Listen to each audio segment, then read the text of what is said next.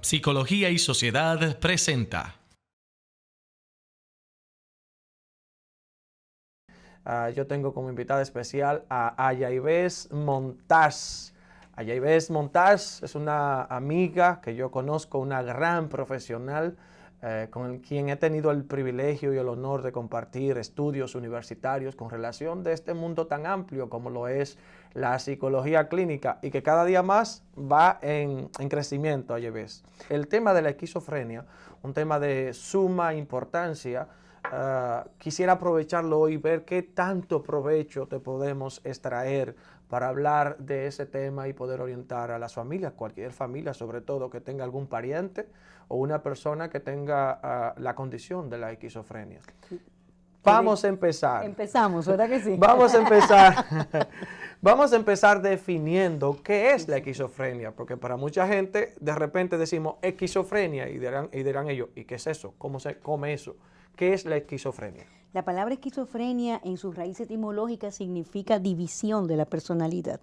No obstante a eso, el DSM, que es el Manual de Estadístico de Trastornos Mentales de Estados Unidos, por el cual nosotros nos guiamos, define la esquizofrenia como un trastorno psicótico. Psicótico significa rompimiento con la realidad, que se caracteriza por síntomas positivos y síntomas negativos. ¿Qué son los síntomas positivos? Los síntomas positivos son los llamados productivos, los energéticos, los delirios, alucinaciones, el no dormir, el escuchar voces, el ver personas. Todo esto son síntomas positivos. ¿Por qué le agregan el elemento positivo a la hora de definir esto? ¿Cuál es la diferencia entre una cosa y la otra? Tiene que ver con la energía del ser humano. El positivo es una persona que productivamente está moviéndose, que productivamente tiene un movimiento, mientras que el negativo, por lo menos en salud mental, tiene que ver con poca energía, poco movimiento. Otro de los síntomas positivos es el lenguaje desorganizado y el comportamiento desorganizado. Ya cuando vamos a lo que son los síntomas negativos de la esquizofrenia, estamos hablando de falta de placer, de depresión, de dormir mucho, de catatonia, de no hablar, etcétera. Las alucinaciones que están dentro de los síntomas positivos de la esquizofrenia, esas alucinaciones, ¿hasta qué punto? O sea, ¿por qué están compuestas? ¿Qué es todo lo que pasa con esa persona? La raíz químico-eléctrica de la esquizofrenia en el cerebro es una afección en el sistema dopaminérgico. Las personas con un cerebro esquizofrénico tienden a producir mayor nivel de dopamina. El que produce mayor nivel de dopamina, que es una de los neurotransmisores que tiene que ver con la motivación, con el placer, alucina. Eso es sine qua non. Esas alucinaciones allá tienen que ver tan solo con la parte imaginaria o también esas alucinaciones tienen que ver con lo auditivo, o sea, lo visual, lo auditivo. ¿Hasta qué nivel llega? Tiene que ver con los 5 sentidos. Siempre cualquier referente de alucinaciones va a ser o auditivo o visual, pero también hay sensaciones en alucinaciones. El sentirse frío cuando hay calor es o el sentir algún gusto cuando tú no estás comiendo nada, también es una alucinación de los sentidos. Las alucinaciones auditivas y las alucinaciones visuales son características de la esquizofrenia. Si fuera un delirio, no tuviera alucinaciones. Por ejemplo, por decirte una diferencia entre lo que son los trastornos psicóticos dentro del DSM.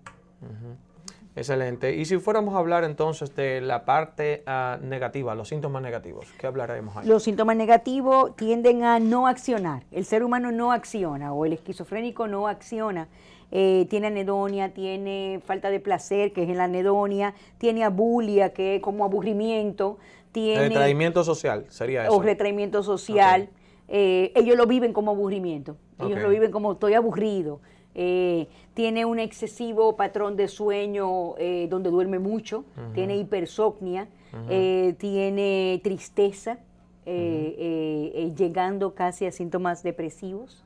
Hay un trastorno del afecto ahí, en muchas ocasiones, en el esquizofrénico. O sea que estamos hablando de, porque acabas de mencionar algo importante, la depresión. Sí. Tú sabes que la depresión es la antesala para la ideación suicida. Cuando una gente desea suicidarse porque tiene una depresión aguda, porque está aburrido, se siente solo, se siente aislado.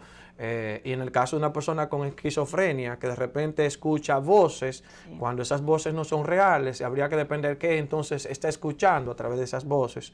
O cuando ve cosas que no son reales, habría que ver qué está mirando. Y si eso que escucha o eso que cree estar mirando, que suele ser lo que sucede en un esquizofrénico, es negativo, lo ve como algo negativo, entonces estaríamos hablando que una persona con esquizofrenia pudiera llegar a tener la idea suicida. ¿Hasta qué nivel podría ser? Entre el 20 y el 30% de las personas que padecen esquizofrenia tienden al suicidio. Por la desesperanza aprendida, porque no le ven solución, porque no quieren vivir esclavizados de los fármacos, porque no han funcionado en la sociedad, no ha habido una inserción social.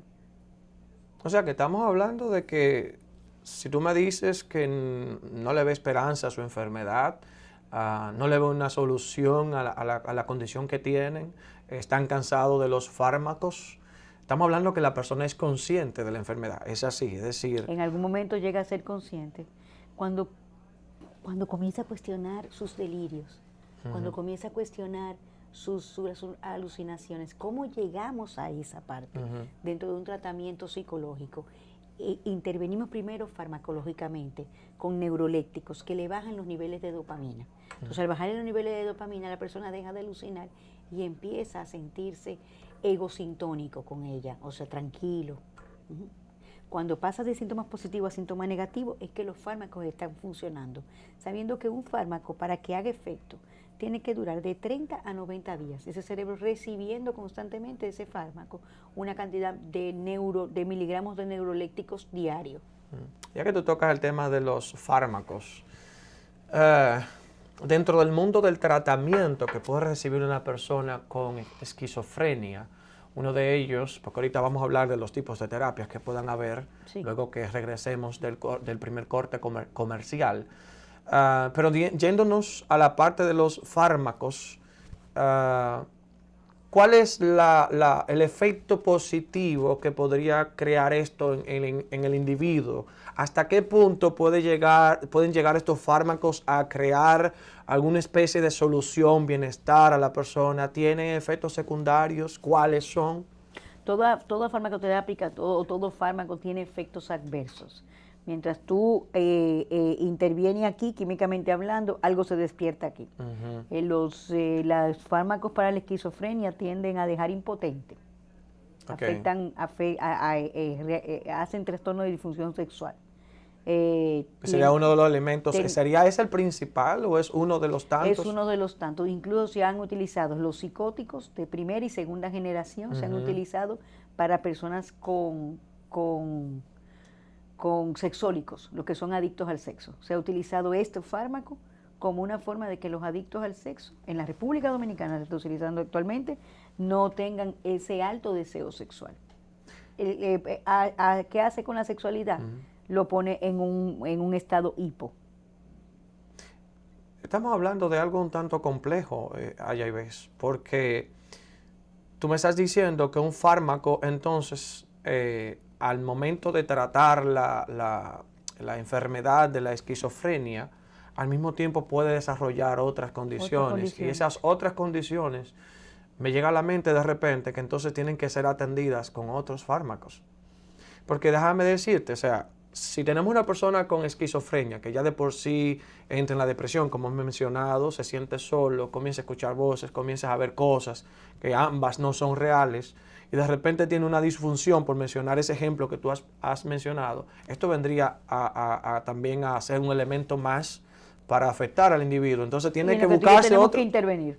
Ajá. Entonces ahí tienen que intervenir la parte psicológica, la parte psiquiátrica, pero también la parte de más fármacos para trabajar esa condición. Primeramente, Y viene el choque entonces de fármacos, que eso también, trae problemas. en los años 50, cuando se comenzó con los antipsicóticos de primera generación, los efectos adversos no solamente eran los de disfunción sexual, sino que eran los que alteraban el sistema nervioso central, en donde tú tienes, o catatonia, te puede dar un efecto adverso, o estos temblores parkinsonianos. Había algún elemento parkinsoniano en estos medicamentos. ¿Cómo se sabe que este fármaco está funcionando? ¿Cómo se sabe? Cuando te bajan los niveles de dopamina. ¿Cuándo te bajan los niveles de dopamina? Cuando los síntomas positivos desaparecen y comienzan los síntomas negativos. ¿Qué pasa cuando comienzan los síntomas negativos? Viene la depresión. Sí. Entonces, ese porcentaje que hablábamos de personas que sí ven en su cerebro el camino como suicidio, siendo esquizofrénico, se le va a activar automáticamente. esa ideación suicida. Sería uno de los primeros pensamientos que llegaría, porque... Entonces, ¿qué se hace? Se le receta antidepresivo, pero ¿qué pasa con un antidepresivo? Que te sube los niveles de dopamina. Entonces, tú estás volviendo a meter al esquizofrénico en un síntoma positivo, en la enfermedad. Es como, esto se vuelve como una especie de círculo vicioso.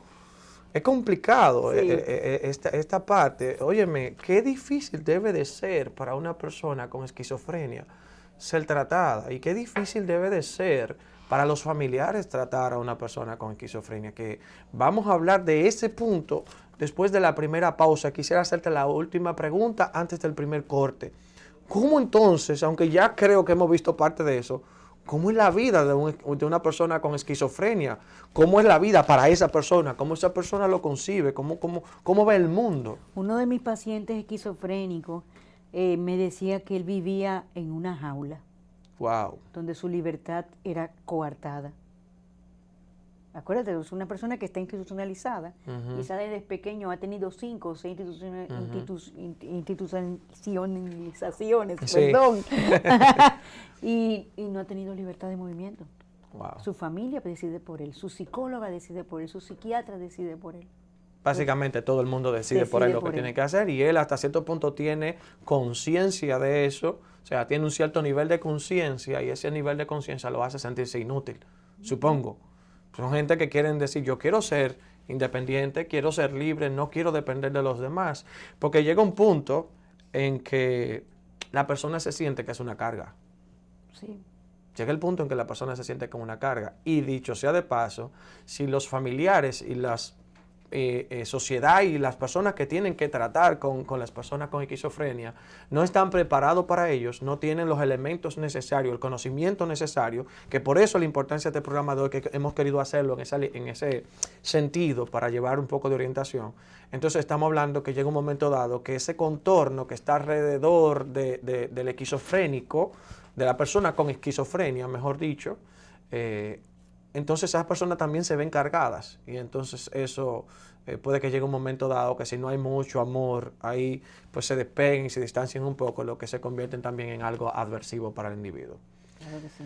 Vamos a hacer un primer corte comercial, Aya, y al retorno vamos a hablar, vamos a continuar hablando sobre el tema de la esquizofrenia y el rol que juegan los familiares en este sentido.